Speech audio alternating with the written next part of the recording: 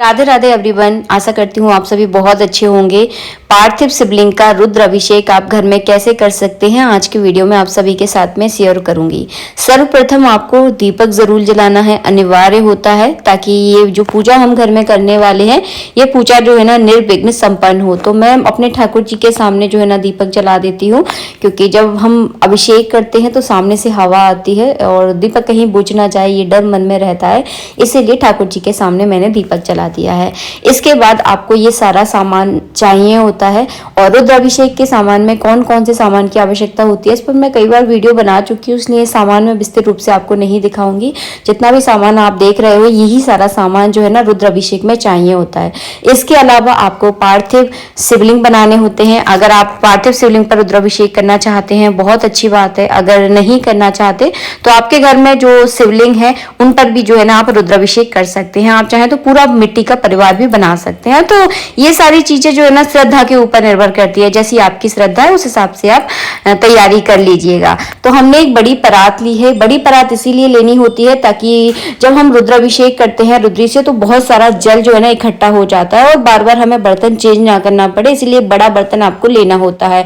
और भगवान शिव को जब आप पार्थिव शिवलिंग बनाते हो तो थोड़ी ऊंचाई पे रखें, ताकि अगर एक डायरेक्ट परात में रखे होंगे तो वो कहीं ना कहीं पानी से जो है ना गलना शुरू हो जाएंगे, तो थोड़ा उनको ऊंचाई पर जो है ना रखना होता है। बस इतनी ही तैयारी आपको करनी होती है। सर्वप्रथम जो है ना आपको ध्यान करना होता है। ध्यान करना बहुत आवश्यक है। जब आप पार्थिव शिवलिंग बनाते हैं तो ये मन में आपको ध्यान करना होता है, शिव जी से प्रार्थना करनी होती है कि जब तक हम ये पार्थिव शिवलिंग की पूजा करेंगे तब तक आप इसमें आकर विराजमान हो जाइए। ऐसा भाव जो है ना आपको मन में रखना होता है। तो शिव परिवार का आपको ध्यान करना है और सबका जो है ना पूजन करना है। हमने यहाँ पर पूरा शिव परिवार नहीं बनाया है, लेकिन जब आप शिवलिंग बनाते हैं तो उनके चारों तरफ आपको पूरे परिवार का पूजन करना बहुत आवश्यक होता है। तो सबके नाम के जो है ना हमने चावल चढ़ा दिए हैं। उसके बाद शिवलिंग पर हम 4 बार इस तरह से आपको जल चढ़ाना है। जब कोई अतिथि को हम अपने घर में बुलाते हैं सर्वप्रथम पैर धुलाए जाते हैं, उसके बाद हाथ, उसके बाद उन्हें जल पिलाया जाता है, उसके बाद जो है ना उनको स्नान करवाया जाता है। इसके बाद गाय का हमने कच्चा दूध लिया है, नमः शिवाय का मन में जप करते हुए कच्चा दूध चढ़ा देंगे। और उसके बाद जो है ना आपको फिर से 1 चम्मच जल चढ़ाना है। स्टेप बाय स्टेप सारी चीज़ें बता रही हूँ ताकि आप कोई गलती ना करें। इसके बाद आपको दही लेना है। तो ये देखिए ये है दही, 1-1 चम्मच सब पे चढ़ाते जाइए। अगर आप ज़्यादा चढ़ाना चाहते हैं तो ज़्यादा भी चढ़ा सकते हैं। जब भी आप अपने घर में रुद्राभिषेक करें तो अपने पूरे परिवार वालों को इस तरह आसपास चारों तरफ में जो है ना बिठाल कर बीच में भगवान शिव की चौकी रखकर जो है ना इस तरह से अभिषेक करें। बहुत अच्छा माना जाता है घर में अगर आप रुद्राभिषेक करते हैं तो आपकी घर की सुख शांति के लिए ये बहुत कारगर उपाय माना जाता है। इसके बाद जो है ना हमने दही चढ़ाया था, फिर शहद चढ़ाएंगे, शक्कर चढ़ाएंगे, घी चढ़ाएंगे। तो वो सारी 5 चीज़ें जो है ना आपको स्टेप बाय स्टेप जो है ना चढ़ाना है। इसके बाद हमने पूरा एक पंचामृत पर भी बनाया था कटोरी में, तो उसके बाद हम पंचामृत इसलिए इसके बाद चढ़ा देंगे। तो 2-4 चम्मच जितना आप चढ़ाना चाहते हैं उतना उस हिसाब से चढ़ा दीजिए। पार्थिव शिवलिंग को बार बार स्पर्श नहीं किया जाता, बस इस बात का आपको ध्यान रखना है, बार बार टच नहीं करना है। आप टच करेंगे तो कहीं से अगर मिट्टी के बने हुए कहीं से अगर टूट गए तो मतलब एक दोष जो है ना आपको लगता है, तो इस चीज़ का आपको थोड़ा सा ध्यान रखना है। इसके बाद हम यहाँ पर गंधोदक स्नान करा रहे हैं, तो गंगा जल में हमने थोड़ा सा चंदन डाल के भगवान को स्नान कराएंगे। भगवान शिव की पूजा में स्नान का ही सबसे ज़्यादा महत्व होता है। जितनी बार आप भगवान को तरह तरह की चीज़ों से स्नान कराते हैं उतनी ही आपको पुण्य की प्राप्ति होती है।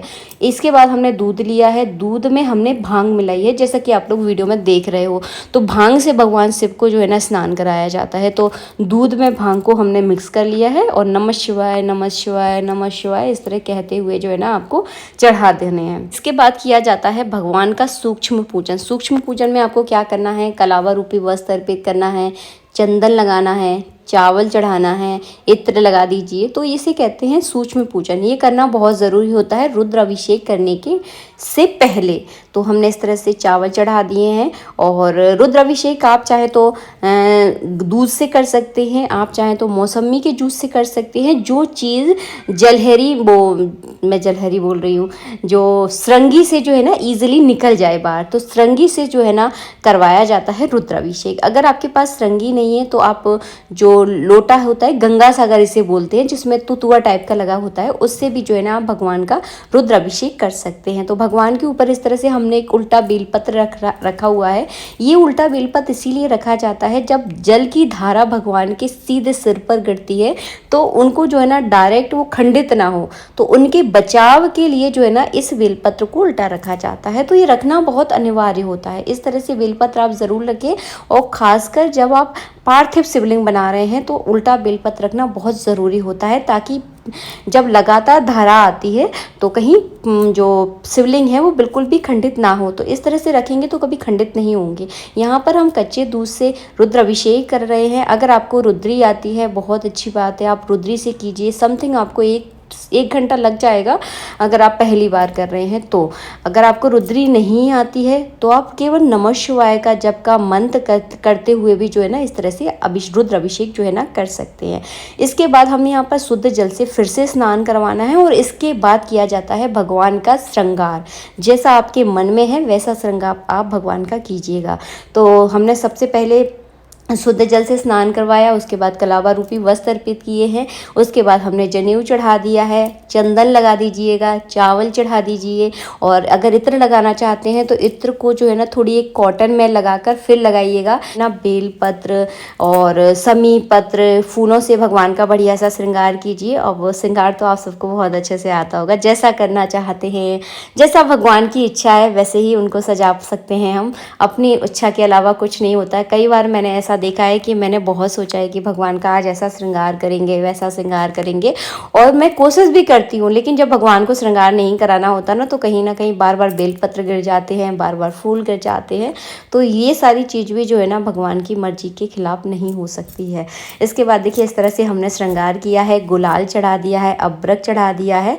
तो इस तरह से सारी चीज़ें आप चढ़ा दीजिए। समी पत्री बहुत ज़रूरी होती है, अगर मिल जाए तो ज़रूर चढ़ाइएगा, क्योंकि 100 बेलपत्र चढ़ाने से जो फल प्राप्त होता है ना वो केवल एक समी पत्री चढ़ाने से प्राप्त हो जाता है।